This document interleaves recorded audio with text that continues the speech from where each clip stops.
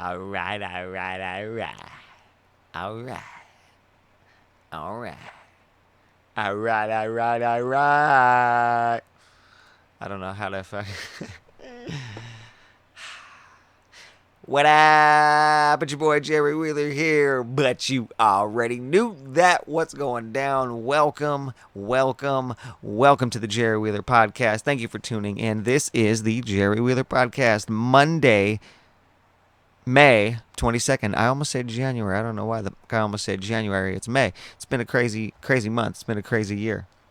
So yeah, let's get into it. Really, it was hot as hell today. It was 80 some odd degrees today outside. It was hot as fucking hell. Um, yeah, May 22nd, 2017. And just going to go ahead and get into it and talk about a story that I guess I really don't even want to talk about. I was kind of postponing it, and I spoke about it a little bit on an episode or two ago. Um, I was talking about, the accident and everything, and basically what happened and what's been going on with me this whole last year. And I said that I would talk about it, and I kind of been bringing it up. And honestly, going into this, I kind of don't want to talk about it, but you know what? I got to get it out of the way. It's got to be done. It's got to. So we'll just do that. But again, I guess, it needs to be done because I was going to put it off again. I've been planning to do this podcast, an episode about this. But tonight, I kept putting it off. Today, whenever, I was going to not do it again because Adam was supposed to be here. Oh, Adam Bowers. You punk motherfucker. Shout out to my boy. Shout out to my boy Adam Bowers. Shout out to my boy Adam Bowers, you son of a bitch. I love you, bro. He was supposed to be here, but he had to go to work, And you can't hate a motherfucker for making that money. You gotta make that money. I heard that. You gotta get money because if you don't get money, you're broke, and if you're broke, you can't eat. And when you're broke and you can't eat, you know what happens? You start robbing motherfuckers. You start doing crazy shit. So, I get that. I hear that. So, you know what I'm saying. I'm not saying you, Adam, generally. I'm just saying that some people might do that. A lot of people do that, actually. Some people. Anyways, man, it's Tacoma. So, Adam couldn't make it. And I understand because I miss out on a lot of things, too, when I got to work. I miss out on a lot of stuff, too. I gotta work, So I get it. I understand. I get it. So yeah, it's all good. So I guess that just means that I was supposed to talk about this whole shebang, bang, bang. So yeah, hot day. Let's get into it. So for those that don't know, yeah, my brother David, a year ago last Monday, the 15th, May 15th, 2017, was the year anniversary of David's accident. Now, geez, it's been a long, hard year. Where to begin? I don't know if I should just begin with what happened, or so basically, okay, he was injured in a car accident. He almost died. He suffered multiple injuries. He was unconscious for 4 days, and yeah, I mean, so yeah, he's alive now, and like I said, it's been year, it's been a long recovery, a long year, and yesterday was the year anniversary, and we actually drove out to Seattle to Harborview with my mom, and he had this little like brain test thing that he did, and they cut him a check for it, they're doing like research studies and stuff, so they paid him, so that's cool, $125, that's legit. Can I talk about that? Am I allowed to say that? Can I do that? Cool. Well, all right. I'm gonna do that. So, anyhow, if it's cool or not. So, yeah. So last Monday we went out and did that, and it was really, really awesome. You know what I mean? To go to the hospital and to see my brother a year later, and to be at the same place at the same exact time a year later. We were in the hospital, but it was very different situations, and You know, to see my brother in high spirits and to see him happy like that and shit. Like, that was really cool. That was really, really cool. We had a good day that day, man. We went and we took a bunch of pictures at the hospital. Mom, shout out to my mom. Shout out to David. I gotta text you guys those pictures, but texting those, man, it takes forever. I'm just gonna put them on my phone and put them on a disc or something and give them to you guys, because trying to text them and go through. We took 59 pictures that day. 59 pictures. I did. I took 50. I take pictures of everything. So we all do. We always take multiple pictures of the same thing. Why do we always do that? I don't know. Everybody in my family does. I'm sure all you guys out there do the same thing. Take a picture. Hold on, pose. Hold on. What are you doing? Taking a picture. Maybe I just saw you take. I'm taking 6 more. Don't worry about it. Why do we do that? Why is that a thing? I don't know. Anyways. So yeah, we had a good time, man, and it was really cool. We took a bunch of pictures. We drove around and went sightseeing. We got some food. Where did we go eat at? We went and ate at Taco Chugis. And if my mom and David are listening right now, let's not talk about the taco situation. That was kind of funny. Short story, they messed up David's tacos on an accident. They accidentally put cheese on it. David got pissed. It was funny as fuck. He got so mad. It was funny as fuck. Kind of, not really, but kind of, it was funny as fuck. So yeah, that happened. Yeah, it was just great, man. We went and ate food, we went sightseeing, we drove around. It was cool. And then right before like it started getting crappy weather, we decided to drive home. It was cool. We had a good day. Everything. It was really, really awesome. So yeah, then we went back to the house. We hung out for a while, and then I actually went and got some Mexican food on my way home. And I came home and chilled and ate some Mexican food. It was a really good day, all in all. Just to, a year later, to see that, it was really cool. It was really cool. So before I get into that, it was just, it was cool, man. It was really awesome. You could probably hear the noise going on in the background, and I probably should have mentioned that 5 minutes ago. How long has this been going on? I don't know how long this has been going on. I need to click this button right here, and it still doesn't tell me how long this is going on for. A few minutes now. So I should have mentioned this a few minutes ago. Fan right next to me. That's the sound that you're hearing. And I'm sorry if for the last few minutes it's been annoying you, but like I said, it's hot.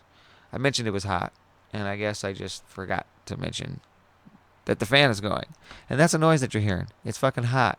And I wish I could get this fan propped up to get me in my face, but yeah, exactly. But nonetheless, it's on me. It's blowing on me, so I can feel the cool air. That's good enough. Can't get it in my face right now, but it's good enough. So you're gonna have to deal with the fan, because I'm dealing with this heat. So I gotta deal with the heat. You gotta deal with the fan, and that's that. Pause. Let me grab my soda. Don't even pause. Let me just grab my water and my soda. Get this little caffeine.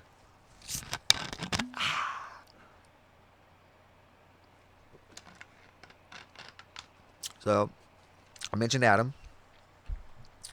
Mentioned Monday, and I mentioned the fan noise. Finally mentioned the fan noise. Forgot about that. Sorry about that, but here we go. Fan noise. There you go. You get to hear it. So, January 2016, my brother David moved in with me. And, I was just helping him out, and he was doing good. He was saving up money. He started saving up money to he was going to get his own apartment, get his own spot, and so but he started, like, at first he was kind of wilding out. He was kind of drinking a lot and getting drunk, fucking acting a fool. You know what I'm saying? It wouldn't be a big deal if he wasn't acting a fool, but shout out, I love you, bro. But that's really what was going on. Is he was getting drunk and acting fucking crazy sometimes. So there would be times where, like, so he was doing good. Anyways, he started doing good, started saving money. He was doing really good for a couple months. And then, I don't know if it was April or May, sometime, he started drinking a lot again. and he did good for a couple months, but then he started drinking again, and I'm I'm, I'm not really I'm okay. Look, I'm not trying to put out my brother's business like that, but I'm just trying to, I guess, set the story, and I don't really know where to begin at. So I'm just telling my story. All right. So no disrespect. I'm not talking shit. I'm not trying to offend anybody. I'm telling my story. And so, um, he was doing good for a couple months. Then he started drinking heavily again. He started showing up to the house where he was staying at, my apartment, not my house, my apartment. But he had a key. I was letting he lived there. He had a key, but he would show up drunk, and every time I knew he was really drunk because he would knock. He would never use the key and open the door. He would just knock, and I'd open the door, and he'd just be really drunk and cause a scene and be obnoxious. And everybody who's had to deal with drunk people before, you know what I mean, like really obnoxiously drunk people, you know exactly what I'm talking about. Like I said a few minutes ago, it's Tacoma.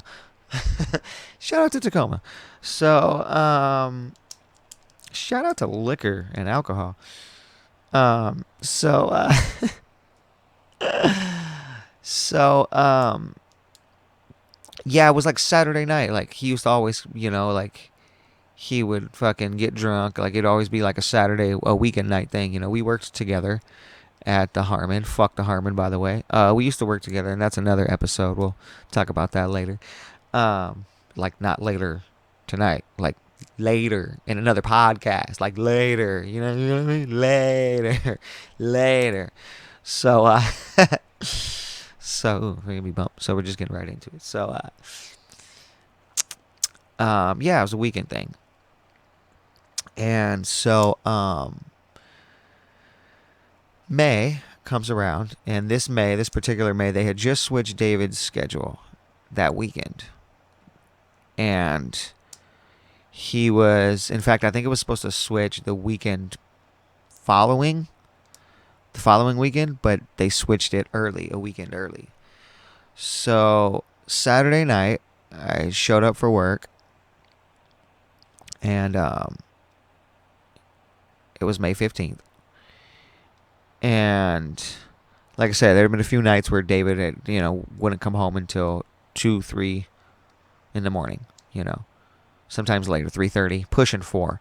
If it was around 4, I know he stayed somewhere, or he would even shoot me a text even and be like, hey man, I'm staying somewhere, I'm staying at my buddy's house, whatever. Just to, be nice, be respectful, you know what I mean? Which I appreciated very much. And, so I go to work on Saturday. He's there, and he had just got off. He was like, yeah, I had to work this morning. They switched my schedule. I think that's what was going on. And yeah, because it was a Saturday. Yeah, because Friday. Yeah, because it wasn't Friday the 13th. It was Saturday. And then it would happen. Anyways, so Saturday the 14th actually is when it was. I said the 15th, but it was the 14th because the accident was midnight. And then the 15th is when, yeah, at the hospital. So, okay. So, Saturday, May 14th. Go to work. David's there. He had just got off. And he was like, yeah, I had to work in the morning. And they're switching my schedule. Like, I got to be back to work tomorrow morning on Sunday. I got to be back at, like, whatever time it was. And that Sunday was our nephew Bronson's birthday party. And then he was upset because they switched his schedule a week early, and he was going to have to miss his nephew's birthday party. So he was understandably upset. We were talking about that when I showed up for work. It was kind of slow, and he was sitting there at the end of the bar, and we were chatting. And so then he I was working. I started working, even though it was slow. Started working, and then I think he left for a minute, and then he came back, and I'm talking really slow. I'm trying to figure out. I feel like, because there's all these things going in my mind, and I was going to say I want to talk about somebody, but I don't want to talk about somebody because, and then I was going to talk about a reason why, but that's neither here nor there. It doesn't pertain to the story. So Anyhow, we're chatting. I start working. He disappears. He comes back a little bit later, said he ran up the street with his buddy, yada, yada, yada. He has a beer. We start talking. Then he gets upset about, not being able to miss his, go to make it to his nephew's birthday party and stuff like that. Then we're talking. And then all of a sudden he left. I think he said he was going to, he had to go home. He had to do this, whatever. Then I had to go get a table, had to go do my thing. So I'm running around and he left. But I didn't see him leave. And honestly, I kind of had a weird feeling, like, just, when my family's around or whatever, and my friends and shit, I always try to, at least say bye. You know what I mean? Because I always have this weird feeling, you know what I mean? Like, I don't always have a weird feeling. I mean, I just always think to myself, like, I always want to say bye.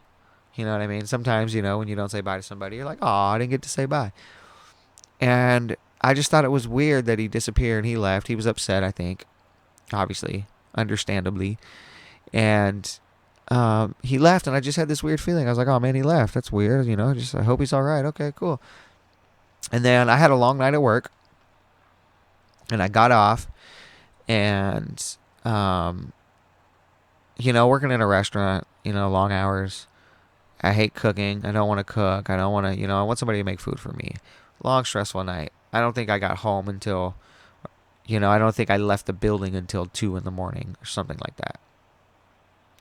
So, or maybe even, something like that, because I remember it was Saturday, the pho restaurant, formerly Pho Hua, it's now Mama's Pho, formerly Pho Hua, shout out Pho Hua, shout out to Mama's Pho, shit.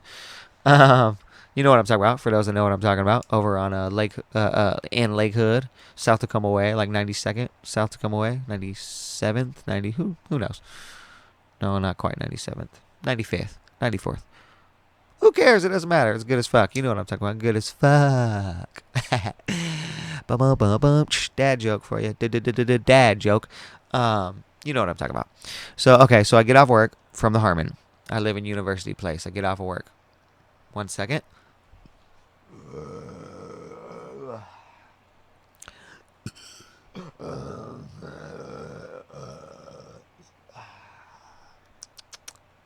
That's what that soda will do to you.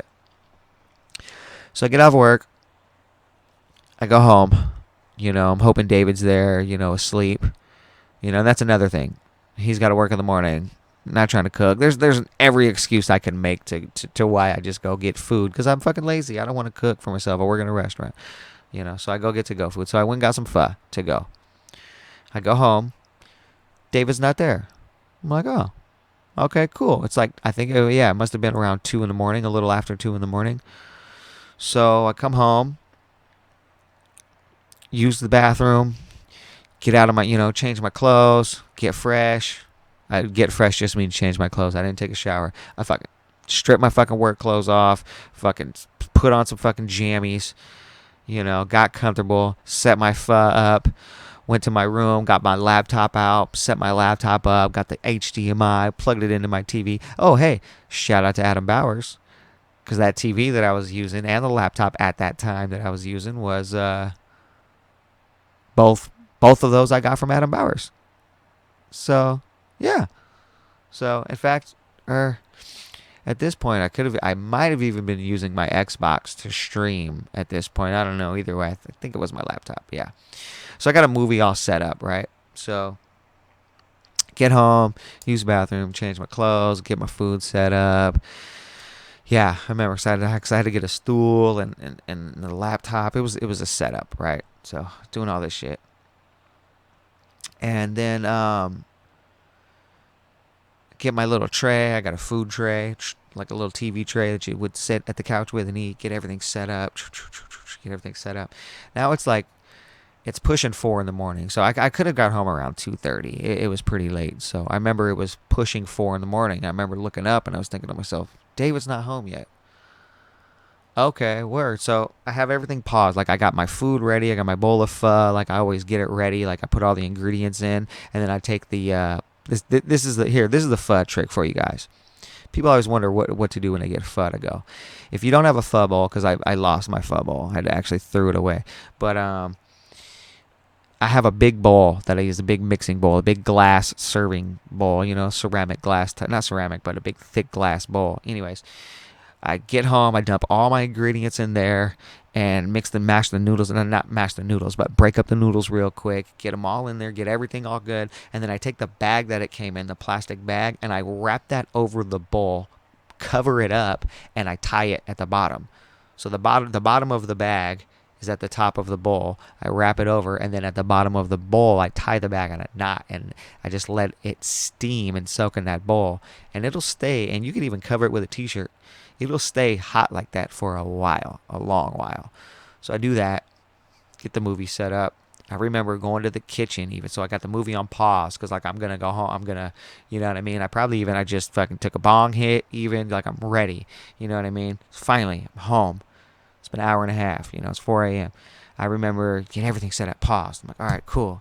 Oh, I need a drink. So I get up. That's when I remember I get up, I look. I'm like, man, it's fucking 4 a.m. David's not home yet. He hasn't called. Okay, cool. Maybe he's maybe he's staying somewhere. He didn't text me, but maybe he's staying somewhere. Go to the refrigerator, grab a drink. I don't remember what the drink was.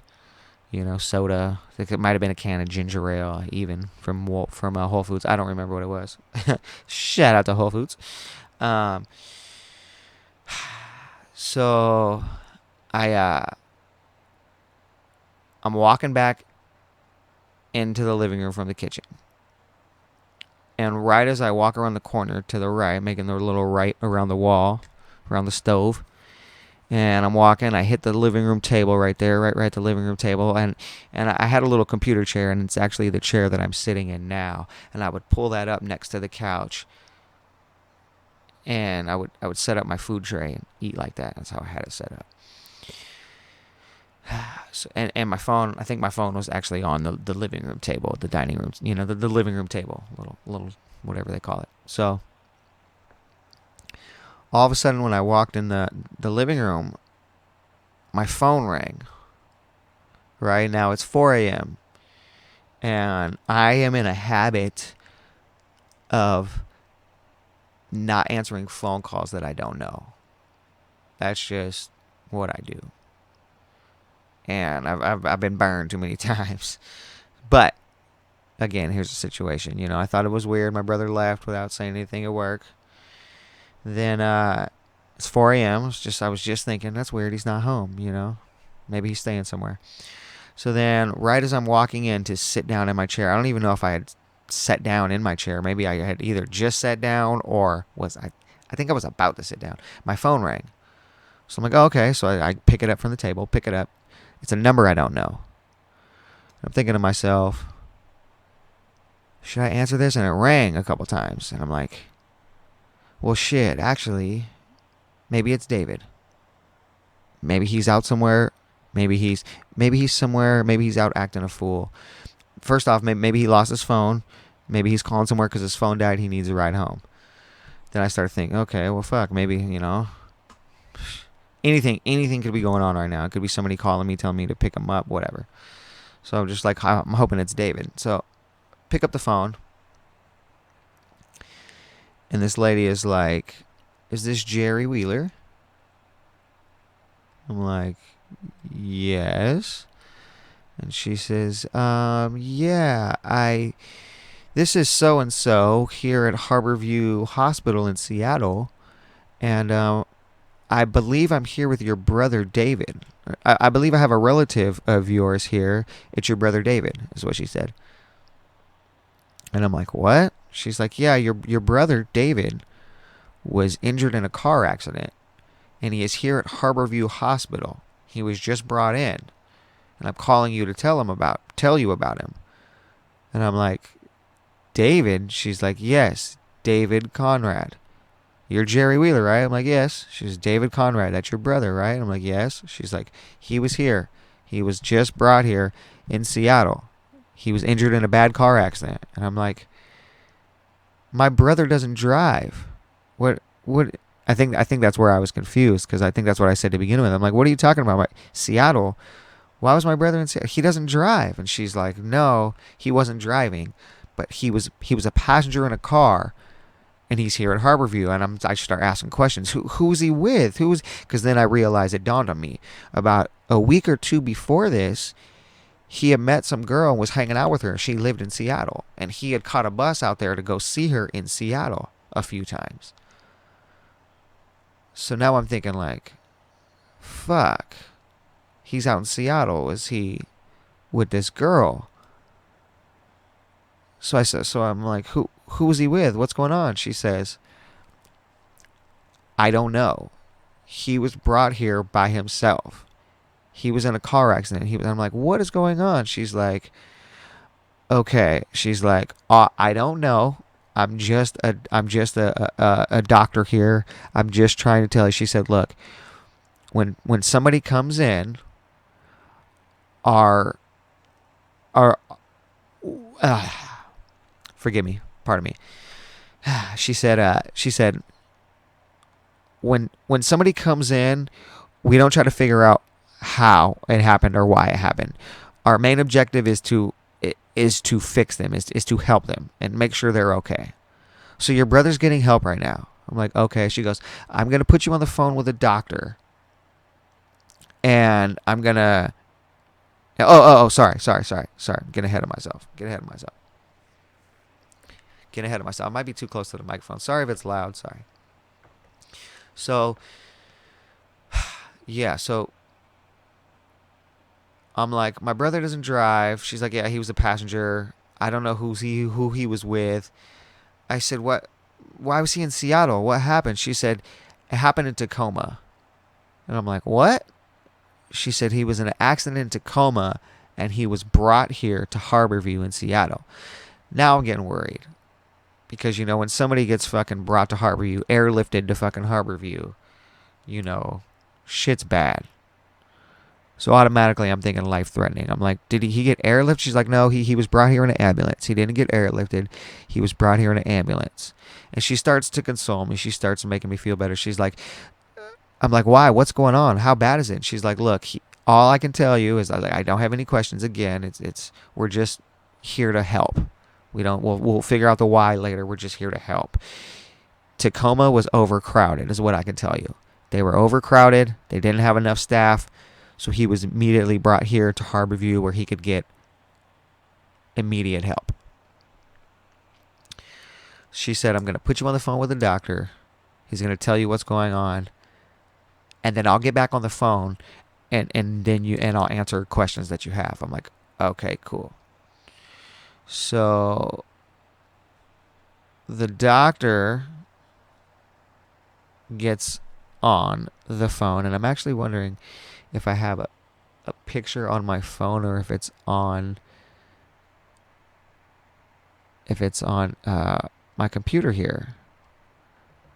Because, pause for a second, and I just would like to look at something real quick. I'm going to pull up this picture, and I'm having trouble pulling it up. I'm really having trouble. All right, so I took a second to try to find the picture on my phone, and I couldn't find it on my phone. And then I looked for it on my computer, and I couldn't find it on my computer. And then I started to get irritated. And I have a problem where I let little things anger me. Like, I really don't get mad at big things. You know, it's got to be really, really big for me to get mad. Or really, really small for me to get fucking angry beyond belief. Other than that, like anything in between that, I'm pretty just, whatever. Whatever. Anybody else out there like that? Do you feel like that?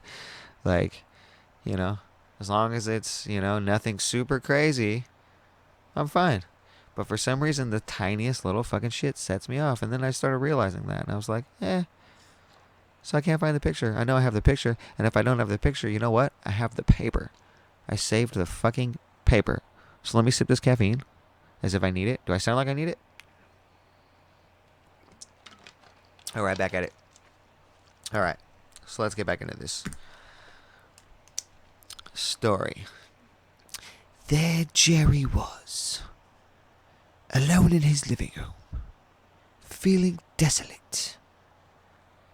barren of feelings. Sort of like a 50-year-old woman. With the... I'll just stop right there.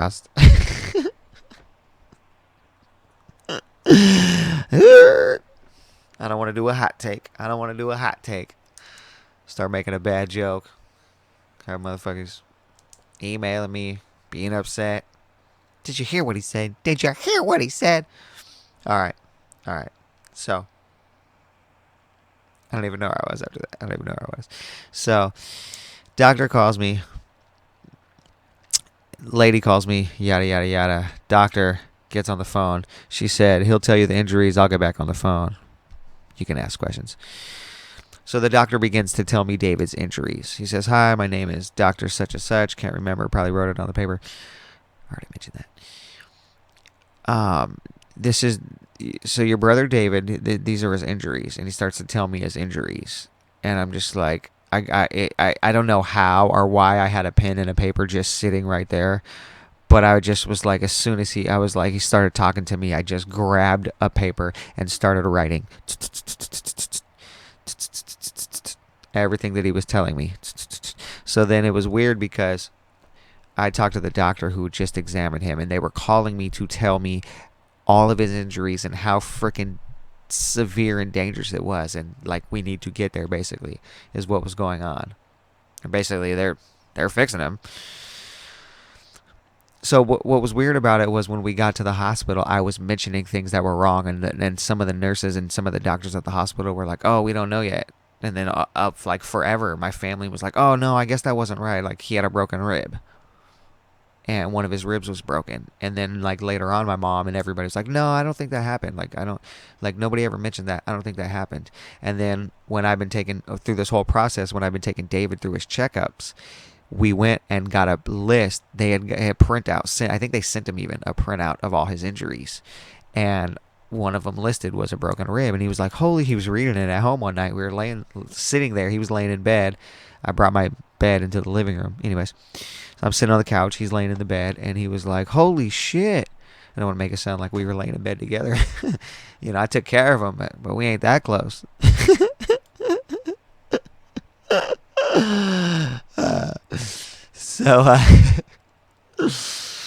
Yeah, I'm making light of this situation. So he was, yeah, man, damn, I guess I did have a broken rib. And I was like, yeah, shit, I told you. That's what the doctor told me. Like, I'm the first person they talked to.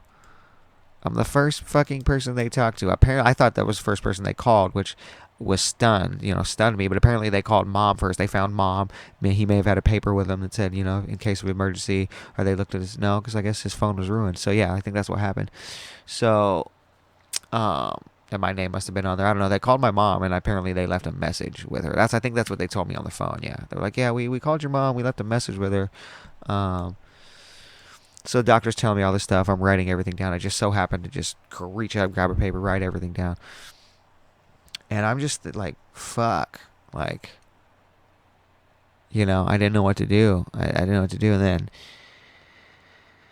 then, he had a broken rib. They said he had multiple facial fractures. He had a cracked skull. He had bleeding around his brain. Multiple facial fractures, a broken rib. I think they said cracked vertebrae, possibly a vertebrae in his neck. Like, he had all this stuff. They were telling me so far it's not life-threatening, like he's not going to die, but they were like, it's serious. It's very severe, they were trying to console me, and I don't know if they knew what was going to happen, but they were telling me that everything was going to be fine. He wasn't going to die. But he had severe brain trauma, a severe brain injury, and it was really bad. So I'm just like, fuck, I don't even know what to do. So I get off the phone. I'm just like, holy shit. My mom calls me. She's fucking flipping out. I'm like, Mom, I know. And she starts telling me the story. I'm like, Mom, I know. She's yelling at me. She's frantic. She's like, Jerry, just let me talk. I have to talk. This is how I get through this. I was like, okay. So I had to sit there freaking worrying, trying to figure out what to do while she tells me this whole long story for a few minutes, which I already knew. And I understand she's freaking out, but I'm already freaking out. I've been freaking out for a few minutes. So this whole time, again, not talking shit. I'm just telling you what I'm going through. So I'm freaking out because I just got this whole process. Now my mom's trying to reiterate what the doctors told her over a message. Because I don't even know if she had talked to anybody. I think she just played the message at this point. I'm not sure. Maybe she called the doctor. I'm not even sure. So now we're freaking out. And I think she called Tony. I called Paul. You know, we didn't know what to do. You know, I lived down the street from my brother Chris. So they're basically telling me, go over to his house. I'm like, what? They're like, go to Chris's house. I'm like, it's fucking 4 a.m. They're like, go to Chris's house. So I try to call him, call him, call his wife. Pardon me.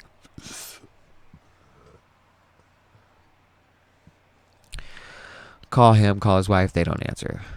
I called him a few times. They didn't answer. I'm like, fuck. Okay, I got to go over there.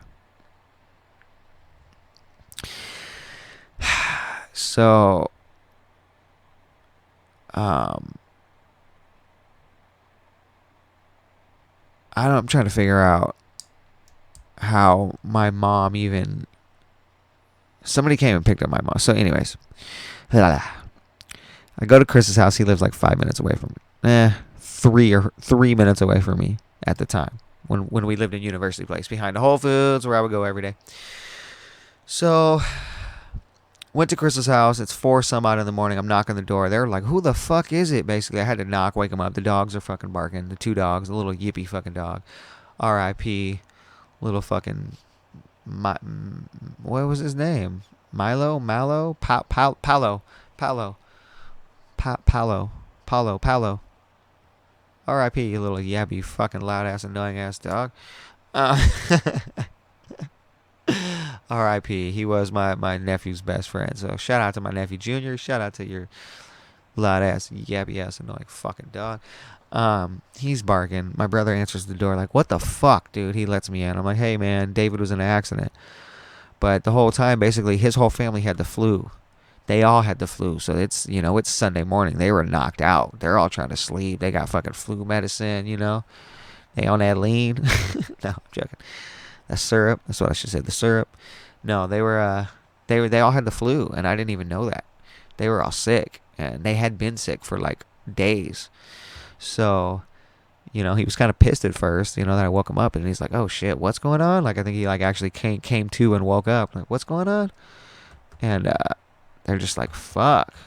Like, you know, they didn't know what to do. I told him what the deal was. So basically my mom, the plan is that I was going to go pick up Paul and then my mom and go out to my brother Tony's house in Puyallup because my car, I had a little shitty car at the time, my little Nissan. Shout out to Nissan. Shout out to 91 Sentra, all my Nissan Sentra drivers out there. And even if, you know, if you got a fucking 2016, 2017 Nissan Sentra, it's probably really fucking nice. I don't really like newer Nissans. They just don't like Mazdas. Mazdas are like probably one of my least favorite cars. And then the like newer Nissans are right around there too. I never really liked Nissans except for shout out to Nissan actually because the 91 Nissan rolled forever. And shout out to Drew because the homie Drew got the car now. So Drew's got the little fucking 91 Nissan Sentra. And it's rolling. That little car rolls forever, man. It's a little death trap. But also before that, early 2000s, 2004, 2005, maybe even before that, I had a little fucking 2003 even. I had a little not even a little. It was actually a dope ass Nissan Pathfinder, an 87 Nissan Pathfinder,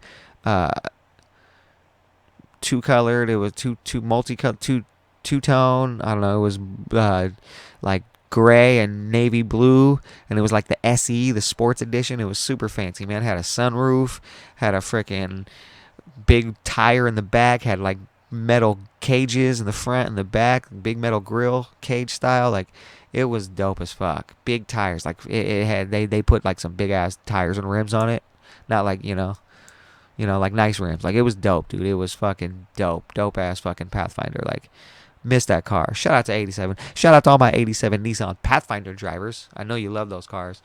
Nissan Pathfinders are dope, and like there's a couple of them that are ugly, couple years that are ugly, but the 87 is fucking dope. The 87 is dope. I know people who drove the same one, and like, oh, I drive the same car, and I seen them, and it was a different year, and like the body style's a little more just boxy and ugly. My shit was, I miss that car so much. Shout out to Nancy and Doug, Nancy and Doug, who Kudek sold me that shit. Shout out to y'all.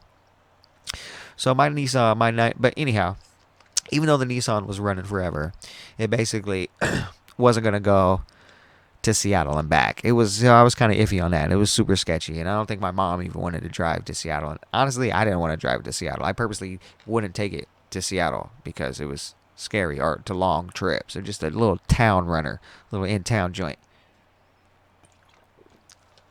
So the plan was to drive to Tony's house because my brother had just got a new car. So we're going to drive to his house. A nice Kia, actually. And then he was going to drive us all up there. But somehow in the time where I'm trying to flip, calm down, go to my brother's house, wake him up, tell him what's going on. Him and his wife both woke up, and I think one or two of the kids woke up. Then I go back home, get ready, call Paul. I had to use the bathroom. I had to poop. Nerves. My brain got to poop still. Shout out Little Dicky. And, yeah. So, I'm freaking out. And then people are calling me, what are you doing? What's taking so long? And I'm like, dude, I had to go wake them up. That wasn't easy. It didn't take 5 minutes. It took a while. I'm pounding on the door. They're passed out. Oh, you guys didn't know. They had the flu. They're on medicine. It took a while. All right? Damn. Yelling at me. What took so long? I'm like, bro, I'm trying to chill. Damn.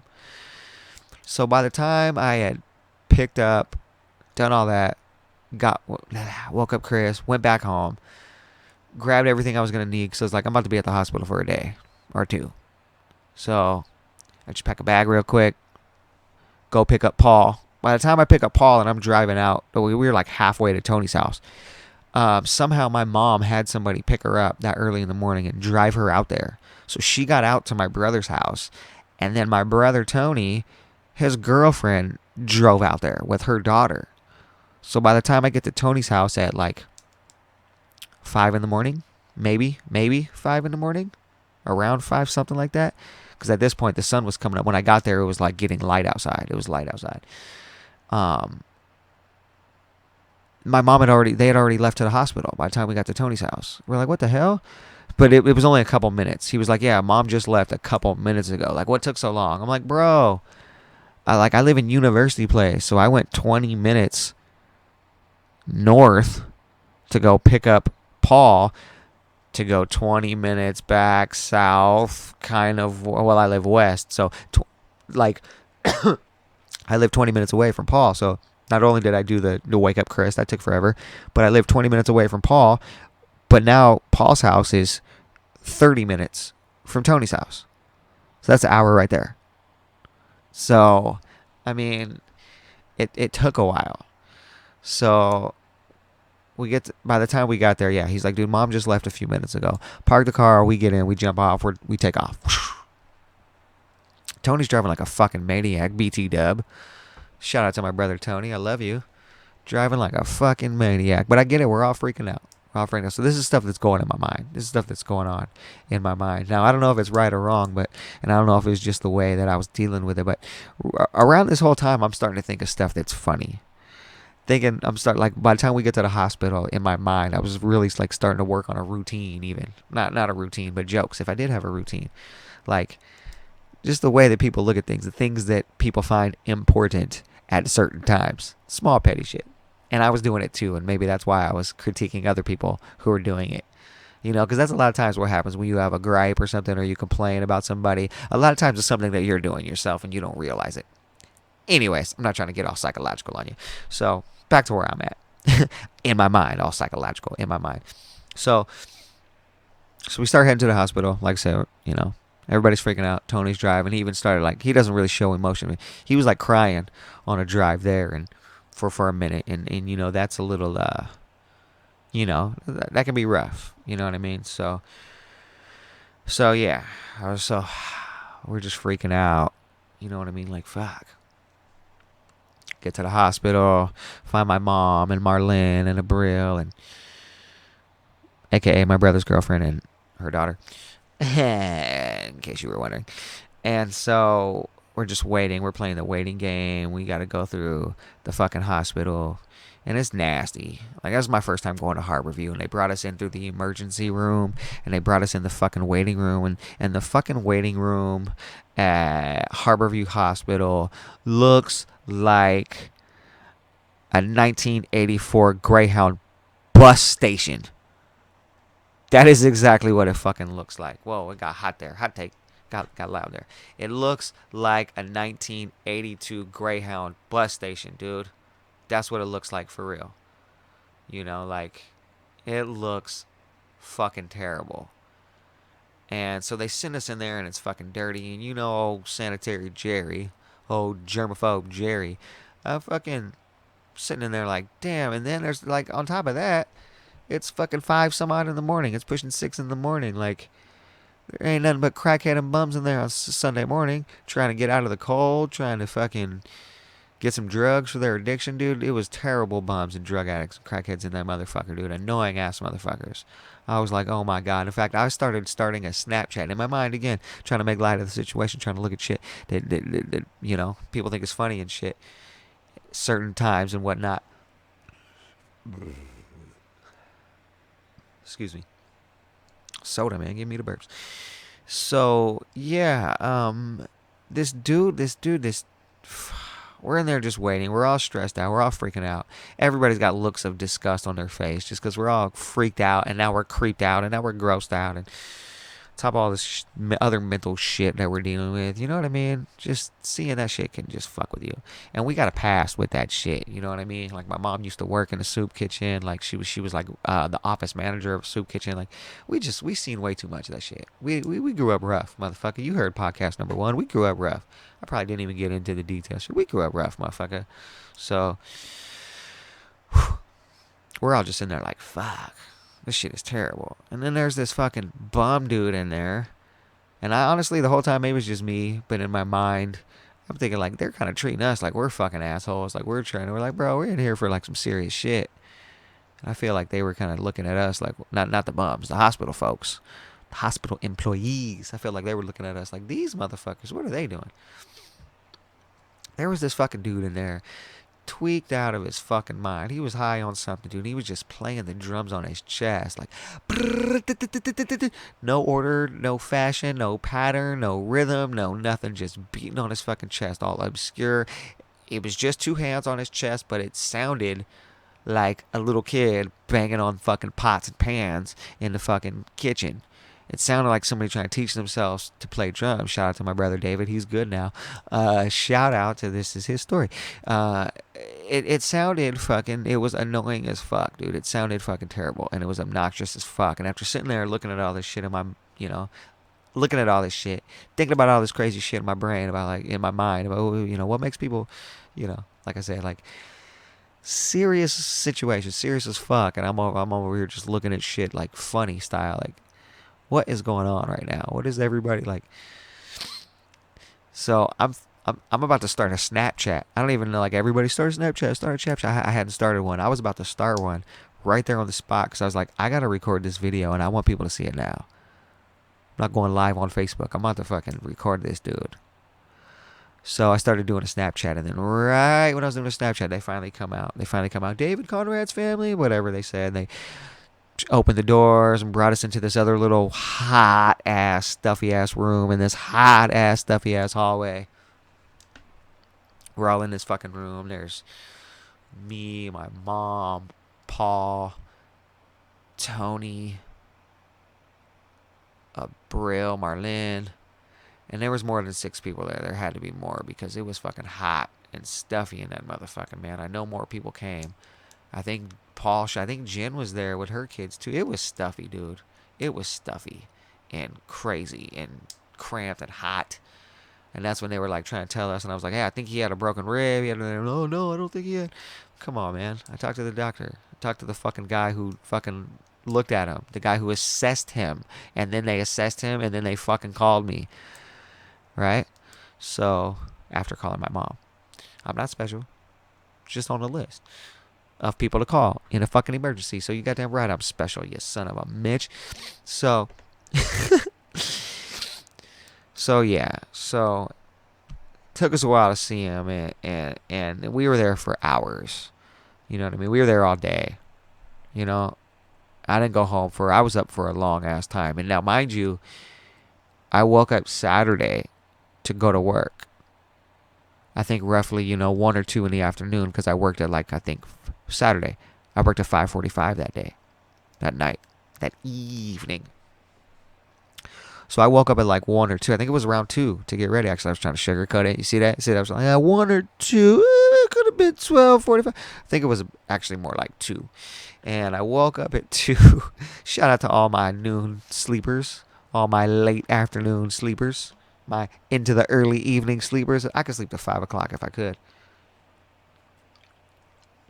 I mean, if I didn't have nothing to do. Or if it wasn't 80 fucking degrees. Tomorrow's only supposed to be 70, so that's good. Anywho. So, yeah, I had woke up about 2 to get ready for work. Go to work at 5:45. Work a busy shift at work. Don't get home until 2:30 a.m.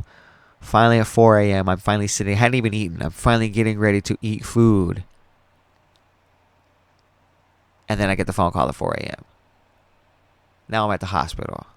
Now it's 10, 11, 12. We still don't know what's going on. It's noon. I just had a fucking on this day. And I've been thinking damn, I'm glad my brother didn't die. Because on this day would have been a motherfucking bitch. Because it's not like we'd have been posting, you know what I mean? But we were we didn't know what was going on at this point. So now we've all been to the hospital. We're upstairs on the fucking 9th floor, Harborview, ICU. There's family members there. There's fucking, people there.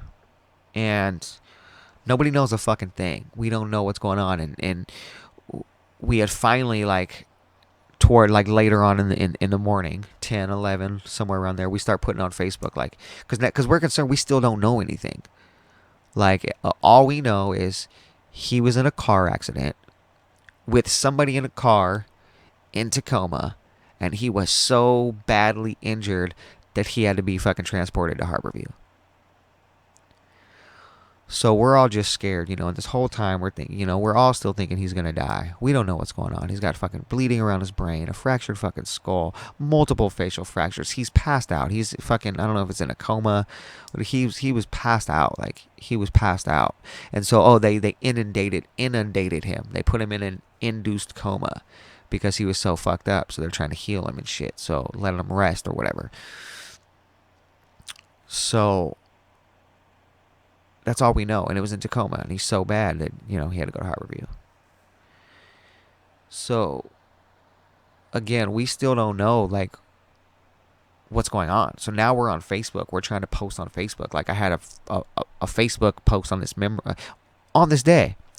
And it was me posting David in a comment because I tagged him in a comment because I was like, hey, if anybody knows, my brother David Conrad was injured in an accident last night. And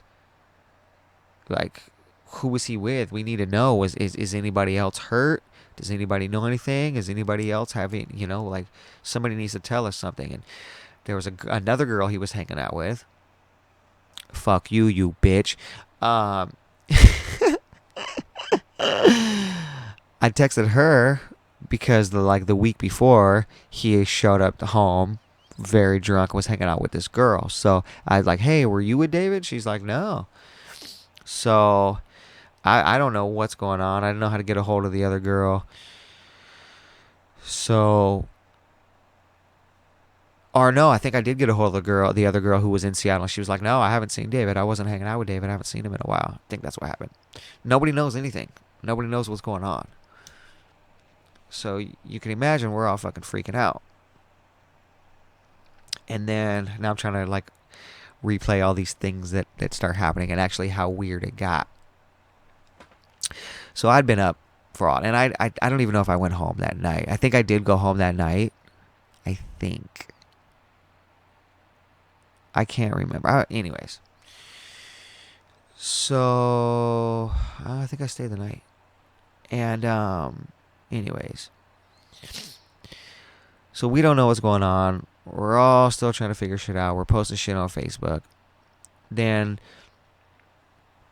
come to find out, uh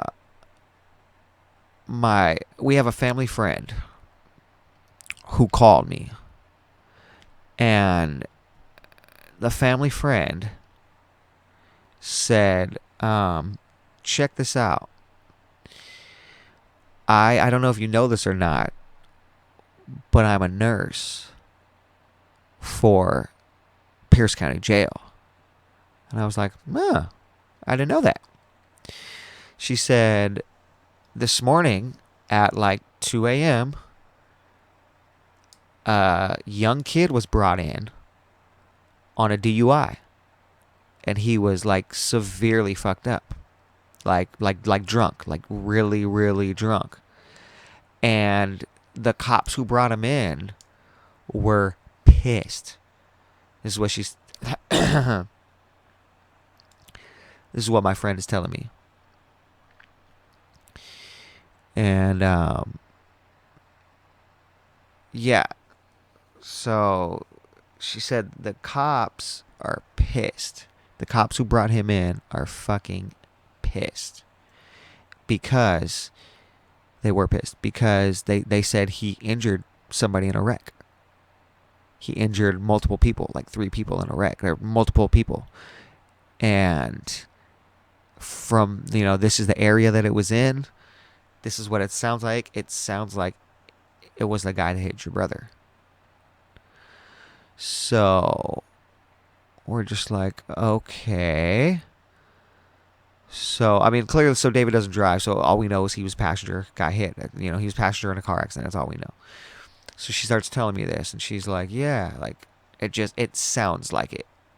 It really sounds like it. And she was like, if it makes you feel any better... The cops brought him in and roughed him up a little bit. And fucking didn't give him a blanket. And he fucking spent the night roughed up on a fucking cold jail cell floor. I was like, okay, touche.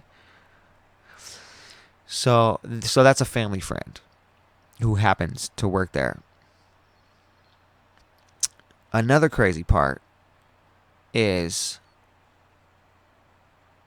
the kid... Come to find out, so I'm trying to figure out how to work out.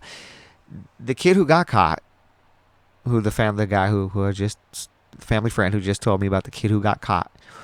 How he got caught was he was like right down the street from a scene, or he was like at the scene or walking away from the scene, and a limo driver drove by. Shout out Paris M. Rutledge. You are a motherfucking pimp, sir. I don't know if you know that. And I don't know if I can say motherfucking and your name at the same time, because you're such a fucking good-hearted, nice dude. And I just did it again. But you are a motherfucking pimp. I'm going to do it anyways, because you're a fucking pimp. So, shout out to Paris M. Rutledge. He driving a limo down the street and gets flagged down by this fucking kid on the street and tried to ask him for a ride.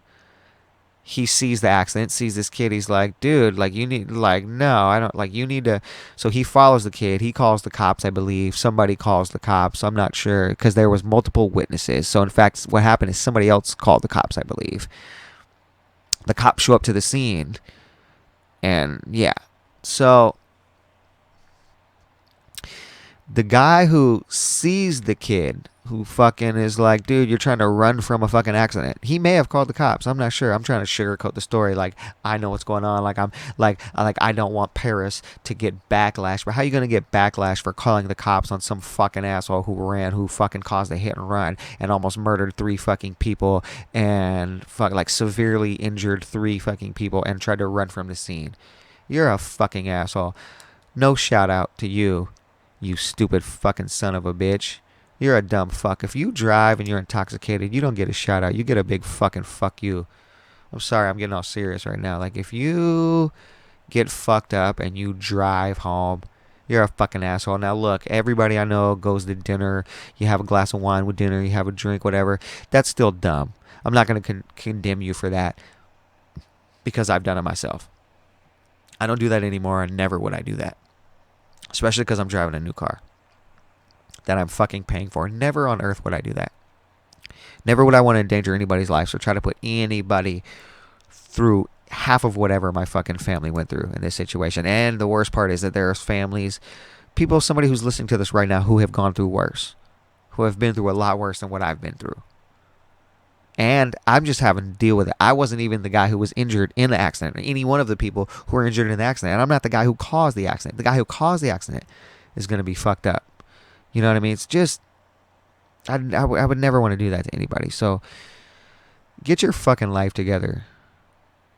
However old you are, whoever's listening to this, however young you are, don't drive drunk. It's not cool. It's not a thing to do. It's not a rite of passage. It's not something that everybody should do, even though everybody in their 20s does that shit. Stop it. There's people in their 50s who got 9, 10 DU fucking eyes. DU motherfucking eyes. I know a guy right now who's way older than me. I think he's in his 50s. He's got multiple 40s at least. He's at least in his 40s. He's got multiple DUIs. The last number I heard was 9. That could have been a joke, but I don't think it is. And you know who you are. You motherfucker. Get your life together. Hopefully you did get your life together, but god damn. Come on, man. Out here killing innocent people. So, you should get the cops called on you if you do some dumb shit like that. You should go to fucking jail if you do some dumb fucking shit like that. You should get slapped up the fucking head if you do some shit like that. And you should get ass raped in jail for doing some shit like that. Now, I don't know if that's really what should happen, but nighty-night. Keep your butthole tight, motherfucker, because you in prison. You didn't go to jail, you went to prison. And I don't know if it was Fluffy Camp either. I hope it wasn't Fluffy Camp. But motherfucker, you in prison. I could probably look it up. I won't say your name on here. But motherfuckers know who you are. You punk motherfucker. And I don't care if it was an accident. And I don't care if I get backlash, because I don't care. That was a fucking stupid fucking move. That was a really, really, really, really, really dumb fucking move. You made a bad fucking decision, and you are a fucking asshole for that one decision. You could build 1,000,000 buildings, but as soon as you suck one cock, you're a cocksucker. Guess what? You made a bad fucking decision. You're a fucking asshole now, and you have to fucking live with that. You dumb fucking asshole. You are a dumb fucking asshole. I really hope you don't get ass raped in prison. I really hope that your prison experience, I don't know, I don't want to say humbles you. I don't know your life. I don't know who you are. You know, you know, you look like you're trying to be a thug and shit. Whatever. You come from a fucking nice family. You fucking little spoiled rich kid. Need to get your act together, and I really hope that you do. And I really hope that I'm wrong. I'm talking shit, and I hope that I'm wrong, but I really hope that you don't come out with a fucking teardrop tattoo on your face, and you don't come out thinking that you're a fucking super duper thug. I really hope that you get your life together, and that this doesn't affect you, because your life is fucked. You're gonna have to fucking, yep, I've been convicted of a felony 3 times. You're gonna have to put that shit on a fucking thing. Like, you're gonna have to fucking put that shit. Then 3 counts of this, 1 count of this, 1 count of this. Yeah. Failure to a felony hit and run, 3 fucking, I don't even know what the convictions are. I can't even. You fucked up, bro. Now I'm getting on with it. I need to carry on, but you fucked up. You are a fucking asshole. And if I'm not mistaken, he blew like a .243 or some shit like that. Do you understand? .2 something. The legal limit is .08, bro. .08. .08. My man blew fucking .24 fucking some shit. You're a fucking idiot. You are a dumb fucking idiot. So anyways. Please forgive me. Pardon me. Sorry about that. So the cops come, get the guy, yada, yada, yada. The weird part, what I was talking about, was the man, the gentleman, Paris, who was driving the car, happens to be neighbors with a good friend of mine. He happens to be neighbors, or lives in the same neighborhood, lives close to a friend of mine. Like a really good friend of mine. And that's just crazy. Just a little connection. You know what I mean? Like, so we have a friend who worked, told us the guy, that family friend, got another friend whose neighbor is the guy who catches the guy running from the accident who hit my brother. Then it gets a little crazier because we figure out what happened. Like after a while, a couple days go by, whatever. We figure out the situation, starting to get details. I don't know how long it was. It could have been the same day. Could have been days later. But we find out where the accident happened at. So basically, they ended up in a yard. I was gonna go through the accident, but they ended up in a yard, right? 2 cars in a yard. And the yard that they ended up in is a family member's, one of my family members' best friend's sister. So we got a good family friend who is a nurse who fucking saw the dude come in. Got a family friend who is neighbors with the guy who catches the guy who caused the accident. Not allegedly. The guy who fucking got drunk, dumb fucking son of a bitch who got drunk, caused the accident, and then tried to flee the scene. The guy who catches him is neighbors to a family friend. The scene where the accident takes place, the 2 cars end up in somebody's yard. The yard that they end up is a family member's best friend's sister. A family member's best friend's family member. Is that fucking insane? That's just this small little weird connection that was taking place, you know? And I don't know if that was God telling us that everything was going to be all right, but like I said, it's been a year. My brother's doing good. So yeah, we're finding all this stuff out. But so at the time, this is all just, you know, oh, this is still the same day. We're trying to figure out. We were posting stuff on Facebook. Nobody knows anything. But then we're starting to hear stuff. Okay, well, this was, and then somebody else. Hey, man, I think my neighbor. Hey, man, I think this person, you know, and we're starting to piece all these put all the puzzle pieces together and figure everything out. So, yeah, David was severely injured. So he was like, for 4 days, he was out for 4 days. And he's got family member by his side, and he's not coherent for any of this, but he's got family members by his side this whole time. My mom didn't leave the hospital for days. My mom had to not forced out, but she had to get told to leave the hospital. Like the doctors were like, you need to go home.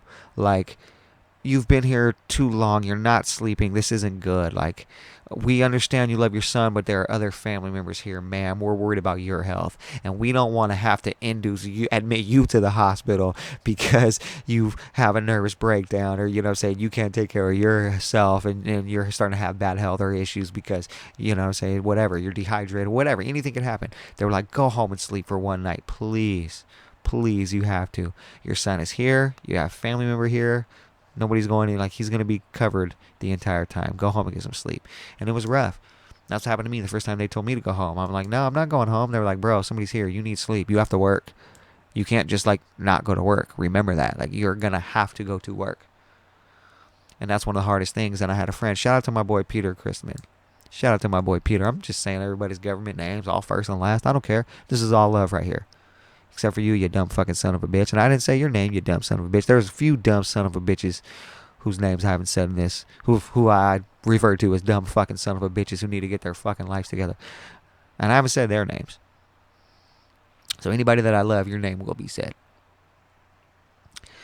I'm starting to get off track. Where was I at? So, yeah. So they're, you know, family members there. That's what I was saying. Shout out to my boy Peter Christman, because he was going through a rough time, and his mom passed. And he was telling me, he was like, look, man, this is one thing you have to remember. Like, yeah, you're gonna have to take care of yourself. Like, that's one thing that because I did the same thing. I was at the hospital forever. The doctors were worried about me. They told me I had to leave. Like, they made me leave the hospital because I was not trying to leave my mom's side, but I had to get some rest, go home and take a shower. And he's like, it was hard, but when I did, I was so glad because I got some good rest at home. Then I was able to be there mentally as well, because when you start to get that tired of shit, now this is me talking, when you start to get that tired, man, you're drained out, man. You're mentally drained out. You know what I mean? You can't. You start to people out here know what I'm talking about. There's probably people who deal like doctors even. This is why I don't get why doctors and nurses be up for so long and working all these long ass shifts because when you're up for so long, your body starts to shut down and you start to miss things and not to be you start to not so focused and you start missing out on a lot of shit. You know. So yeah, so Peter's telling me, Peter, shout out to Peter because he's changed my life a lot drastically and he's been there for my family this whole time. So man, I love you, bro. I got mad fucking love for you, Peter. You're my motherfucking boy, man, and I just want you to know that like you really were there for me and you helped me change my life, man. You know what I'm saying? I got a new car and fucking yeah, man. So yeah, you made a lot happen for me, man. And when I didn't have a car and shit was going down and we had to get up and when I was taking, going to and from the hospital in my days off and every second that I had trying to be at the hospital with David, Peter was the one driving me back and forth from fucking University Place. He would come from his house in Spanaway, 35 minutes away from Spanaway to my house in University Place and then an hour away up to fucking Seattle. And sometimes it'd be traffic on the way home. He had me, man. He's still helping me out to this day, man. Putting money in my pocket when a player needs money, Give me a little gram of weed when I need a little smoke to get by. Like, he's been helping me out so much through this process, man. My moving situation and my tight money situation. He was really helping me out, man. So, yeah. So it was getting rough, and David was out for 4 days, and come to find out, David was in a car. Shout out to Robert. Shout out to Rob, and Christina and Danny and David. So David was in a car with a family friends, with a good friend of ours. A family friend's niece and her boyfriend. And they were taking David home. So David went out drinking, and he was drunk, and he went over to their house and was drunk. And they said that David was acting a fool and he was throwing his phone around. We had just got new phones and they're waterproof, so he was all excited. He was dumping it in water and it was still working and shit. But then he started throwing it around and getting crazy with it. So they were taking him home, and that's when the accident happened. So then we found out from, our buddy Robert. He's like, yo, man, he texted us. We're at the hospital. He's like, yo, my niece and her boyfriend were in an accident the other night, too. I think it was the accident with David. And we're like, what the fuck? So just all this shit happened. So, yeah, they were giving David a ride home, and that's when the accident happened. So David was drunk, getting a ride home, a passenger in a car, and a fucking drunk driver hit him. It's fucking crazy, man. It is fucking crazy. He's got tubes in his mouth and fucking everything, man. Everywhere, everything. It was wild, man. It was really fucking wild. It was rough. And that was intense. I'm looking at the clock. An hour went by. Damn, just flew by telling that story. Detail with it. And yeah, it's just been man. So we didn't know what was going on, man. And I don't know if David was awake yet or not. So one night we were at the hospital, and this just ties into what I'm saying about being awake, being alive, being aware of your surroundings, getting some sleep, and taking care of yourself. Because at this point, my mom, this was still the first few days, because my mom hadn't slept, she hadn't left the hospital. I know she's mentally drained. She's got, her health ain't top notch right now, so she's, obviously having a hard time with this. This is her fucking son. You know what I'm saying? And at this point, this is her third son who had been severely injured, life-threatening injuries in a car accident due to drunk drivers. Her third son. That's scary. I don't know what Tony's thinking, but shit, I'm like, oh, fuck. 3 out of 5? Fuck. Bro, our odds aren't looking good. You know what I'm saying? Rest in peace. That's rest in peace. I don't know why I said rest in peace. That's scary. I should have said knock on wood. I should have said I'm not super. I mean, I guess I am superstitious. I don't know about knock on wood. I don't know. I don't know if I'm. Please, God, keep me safe. Please, God, watch over Tony and I. Please, God, watch over all my friends. And Please bless me. Please watch over me. Help me to be safe in my travels, God. That's scary, man. So yeah, so my mom's freaking out. So here's what I'm saying. So I stayed the night at the hospital. This is the first couple of days, and I remember because it was the first night that I had stayed the night at the hospital. Because I don't know if I'd stayed the first night because I'd been up for so long, and they were like, and took a day off of work, and they were like, dude, you need like you gotta fucking go home and get some sleep. You can't. You've been up for almost you can't be up for 2 days, taking 3 days off work. Go to fucking home, get some sleep. So I'm staying the night at the hospital, and I remember trying to get sleep. Like I was like, man, I'm tired. I'm so tired. I'm about to pass the fuck out. And if you've been to Harborview, if you've been up in like, it's on James Street. It's on 9th Street because you go up James and you take a right on 9th and you go down. You go up 9th, and right when you pass Harborview, they got the big right in the middle going over 9th, connecting the east-west wing. They got the hospitals there, the east-west buildings, whatever. It's the big windows. It's the middle of the hospital. It's the hallway with the bathrooms, and tell nobody my secrets. And it's the windows there, and it overlooks James Street and all that, and 9th Street, and that's where I was sleeping at. And it was nighttime. It was like 4 in the morning or something. I'm like, I'm trying to get some sleep finally. 4 or 5 in the morning. All I got is my hoodie. So I fucking roll up a shirt or something I had and rolled it up as a blanket. Took my shoes off, put them right by me, make sure nobody's going to steal my shit. Excuse me, pardon me. Curl up, try to go to sleep. Hard to sleep.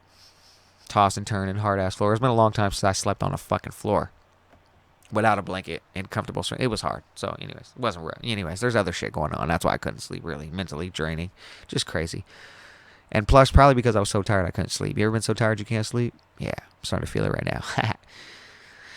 And so in the morning, all of a sudden, I get woken up to my mom running out of this hallway. I'm sleeping right by this window on the 9th floor. My mom comes running out in hysterics, and she is fucking like yelling and crying, oh my God, oh my God. And I jump up and I go running. I'm like, oh my God, what the fuck?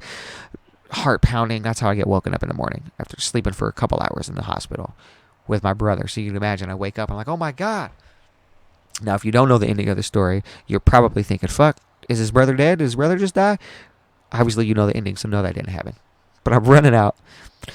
My mom sees me and she's like, oh my God, he's brain dead. He's going to be brain dead. Or he's got brain damage. That's what she said. He's got brain damage. He's got severe brain damage. And she just breaks down on the floor. She's on her knees just fucking bawling and crying. And I'm like, what's going on? She's like, the doctor just told me he's got brain damage. He's never going to be the same. And she's all upset, like crazy. And I'm like, Mom, I'm trying to console her. Calm down, calm down, calm down. And then I think somebody came out. They said somebody, she just ran out of the room. So I think there was somebody in the room already. So I get my mom together, try to help her out. I'm just thinking like, fuck. This is how, damn, now I'm in my mind. I'm starting to get in my mind again. Like, damn, that's starting to go back, get my feelings. That was getting emotional. That was tough. Because I don't know what's going on. My mom just comes running out of the room because she slept right by his side every night. So until they told her ass to go home. So, and this was right around that time. So he's brain dead. So I'm like, oh my God. So I'm fucking, in my mind, I'm flipping out. But on the outside, I'm consoling my mom. I got to be strong because nobody else is there. It's my mom and me right now. People have been there. It's not stabbing the family, taking shots at the family. They've been there. But it was just my turn. I think it had been a couple of days. It's my turn to stay the night. My mom's been there every night. Family's been there. Again, everybody else has to take a turn to take care of themselves. You got to go home. You got to get some sleep. You got to wash your ass. So, hot take right there. Pop, pop, pop. So I'm flipping out. Console my mom. We go in the room. We go into the hospital room. There's nurses there. Trying to get my mom calm down. I start talking to the doctor, asking what's going on. The doctor then tells me he has severe brain trauma. That's one of his injuries. He just suffered severe brain trauma. I had severe brain trauma. I fell on my head rollerblading twice, once in 8th grade, once in 11th grade. Fell on my head, went to convulsions, had a seizure. That happens when you hit your head too hard. That's severe brain trauma. You can recover. Hopefully I've recovered all the way. Maybe not. Maybe that's why I'm a little eccentric. Sorry if I'm too close to the mic and this is popping and loud, because I'm looking at the levels right now and it's pop, pop, pop, pop, pop. And I said that last time and went back and listened to it and I think it was okay. So either way, nonetheless, now it's all quiet. So yeah, so the nurse is like, no, he doesn't have brain damage. We don't even know that right now. No, like he suffered severe brain trauma. And then later on, without grilling my mom, my mom's like, oh, I'm so tired, Jerry. I want to go home, but I can't. And that's when I told her, like, look, mom, the doctors have been telling you to go home and get some sleep. And you have to, because I'm telling you, I understand how you're feeling, but today you scared the hell out of me when you said David was brain damaged and he was going to be damaged for the rest of his life. You scared me. Well, I thought that's what the doctor said. I said, I know, Mom. But that's because everything is so stressful. And you're tired. You've been here for days, almost a week now. Like, you need some sleep. Well, 5 days, I think, at this point. Saturdays, Sunday, Monday, Tuesday, Wednesday, Thursday. It was like the 4th or 5th day she'd been there, like, barely any sleep. Like, 5th day. I don't know how many days. You need to get some sleep. Like, you gotta, because he wasn't awake yet. So it was 4 days. And I think he may have started coming to, maybe, at this point. Not yet. I don't know. I really don't know. I don't think so yet. Maybe. And so that's what, like, you gotta take care of yourself because, you're stressed out, but you're given the wrong information.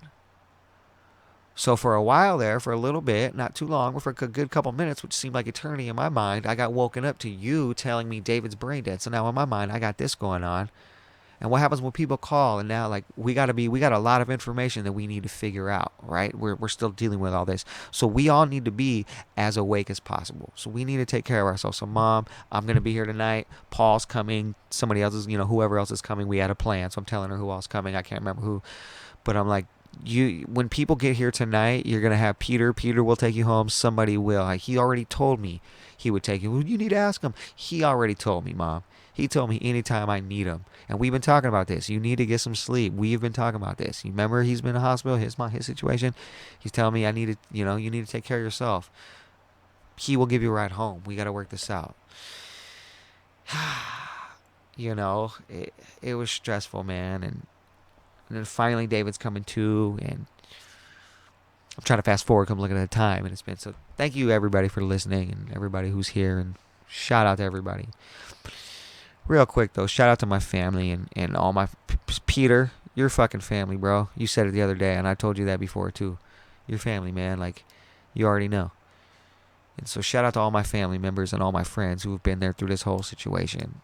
And shout out to my really old girlfriend, Nicole, because you surprised me when you hit me up and said you had saw on Facebook and we're looking out. Like, that was really cool, man. Like, that touched me. I was like, man, that's cool. Like, just looking out for the family, because you were around for a while, and that was really cool, and then to see that you had even pitched in. They had started a GoFundMe page, which I wasn't sure about, but they started a GoFundMe page, and Nicole put $100 on it. Like, that was legit. Nicole Ann West, I think that's your name. Say shout out to people that mean something to me, you know what I'm saying? That's cool, man. Like, that was really cool, So, and to see other people, I'm sure, don't get upset. There's a bunch of people who, hey man, what about me, man? A lot of people, I can't shout out everybody. Because I can't even remember at this point. But there's been so many people who were close through this whole situation who just helped out, again and again. For everybody except for David, everybody else and Christina and Danny, like, we all just are dealing with this mentally. The 3 people who were injured have to deal with this physically and mentally. Even the guy who caused the accident, he wasn't injured at all. He didn't have a fucking fractured, sprang, nothing. That's it. He probably got roughed up. He probably got slammed on the ground by the cops. That was it. Probably doesn't remember. Probably woke up so drunk and hungover the next day. Probably doesn't remember a damn thing. His whole body was probably sore from head to toe. It wouldn't matter because his head was pounding so fucking hard.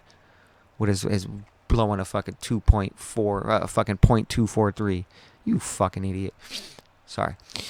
So even he's just having to deal with this mentally, and hopefully it's just mentally. He did have to go to prison, but you deserve that. You know, at least you didn't almost die, go to hospital, have your life ruined forever. Hopefully, I said, I pray for you. I hope that in prison that you don't get too fucked up. But the people who you injured, like you severely injured them for their lives. So I haven't even talked about what happened to my brother yet and his severe injuries that he's life-changing injuries that he's gonna have, life-altering, altering. That's the same word, dumb. He's gonna have to deal with this for the rest of his life. He's got issues now that he's going to have to deal with for the rest of his life. And that's terrible.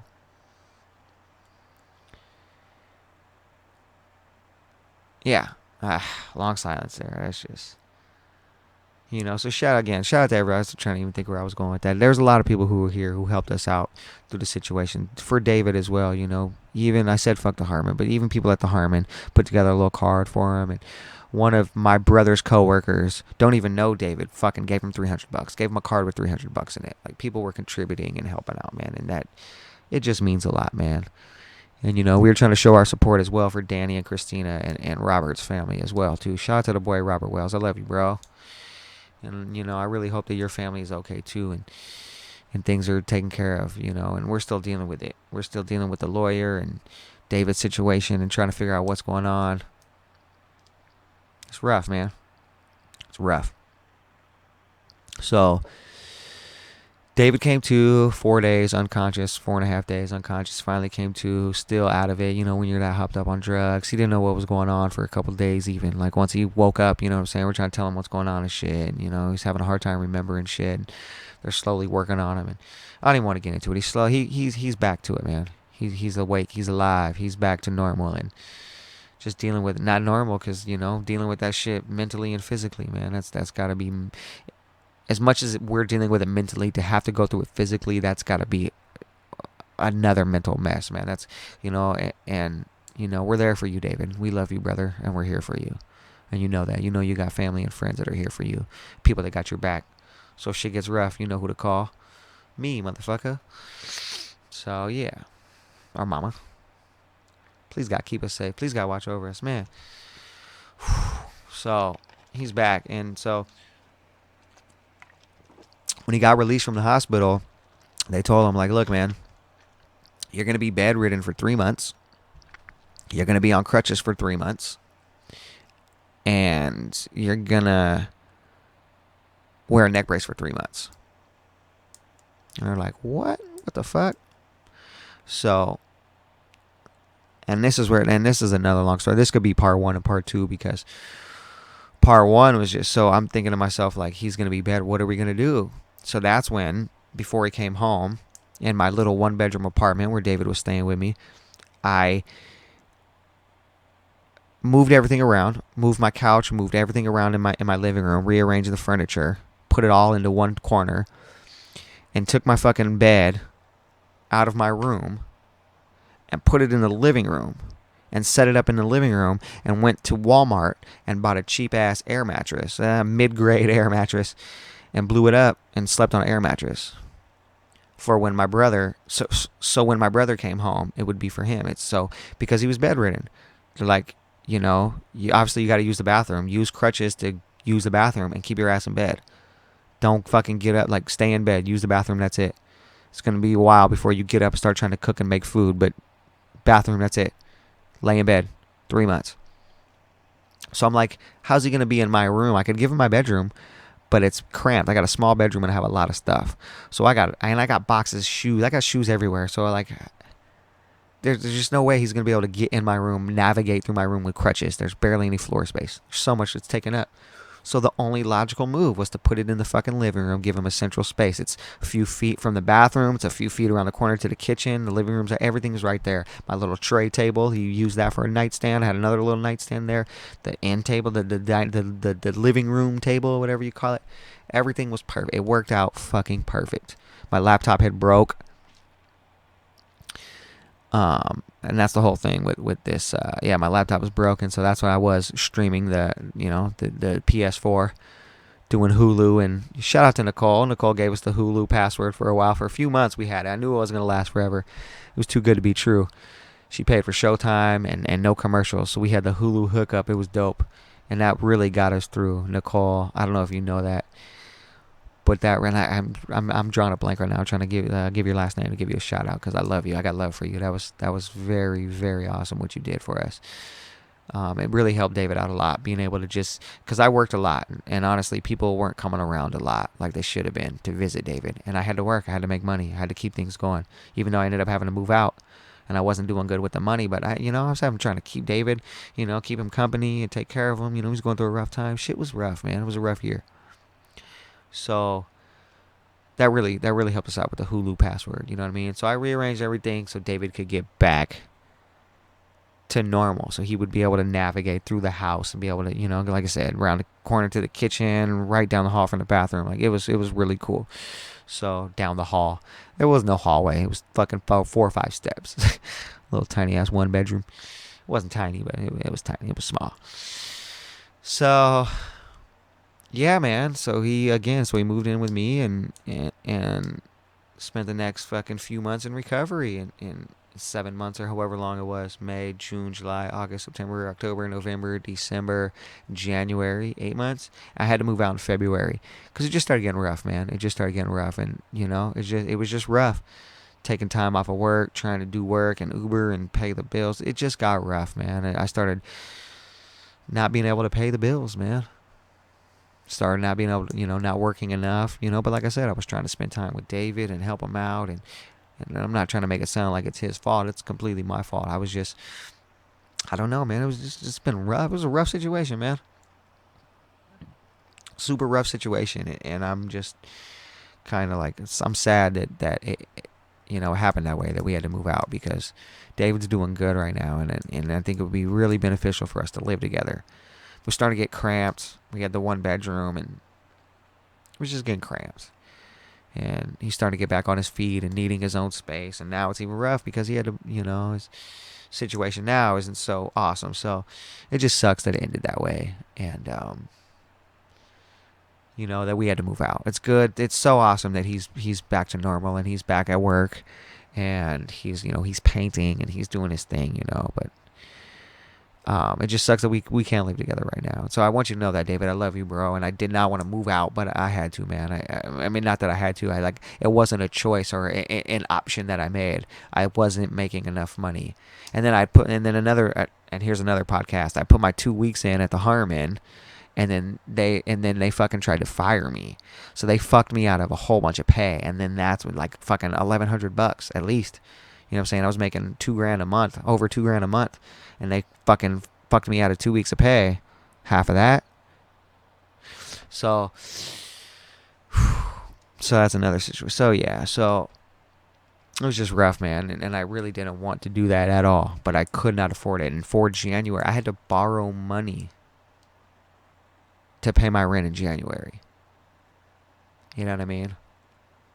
I had to borrow money to pay my rent in January.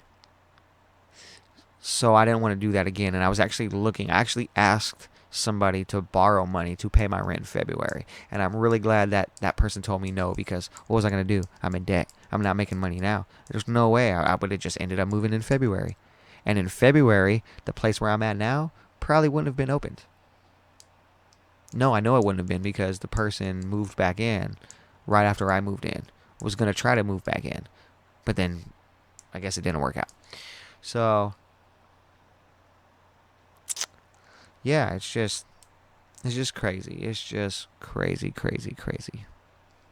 I would have been fucked had I borrowed money again to pay my rent in February. I'd have been fucked.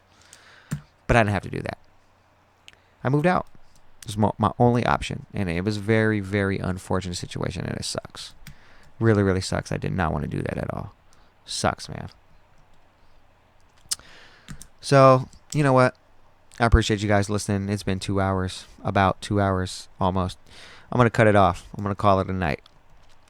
I'm going to maybe grab a bite to eat and watch some Shark Tank on YouTube.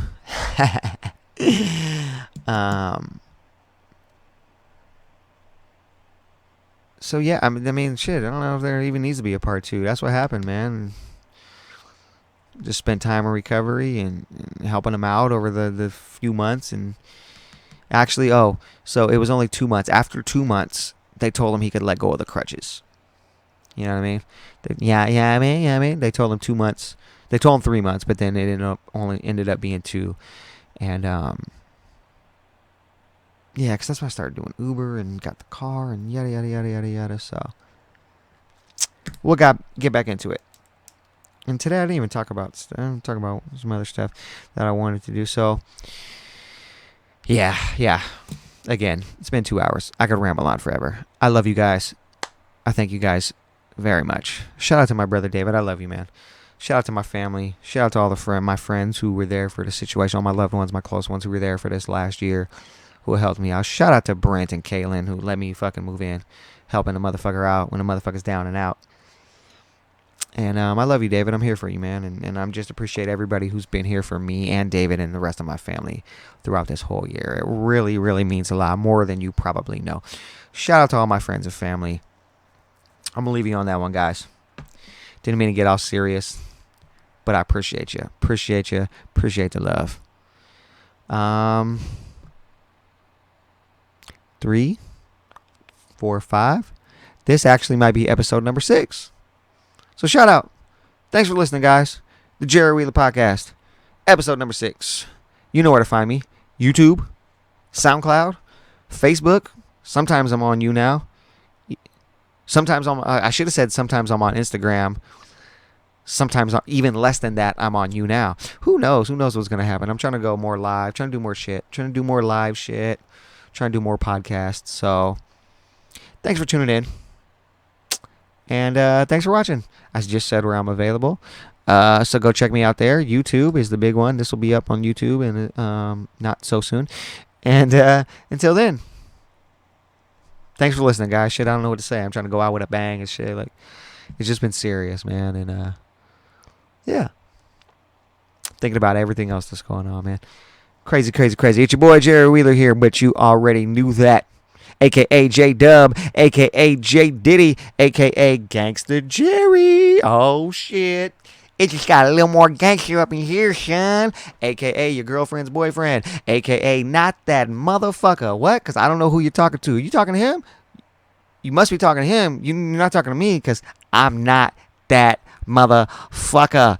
A.K.A. J Baka. J2D2. Boop, boop, boop, boop, boop. Juke Smoke Walker. Ooh, what you know about that? Dub Vader. Bitch. I am your daddy. A.K.A. J-Zell Washington, because the bitches think I'm pretty. A.K.A. Peanut.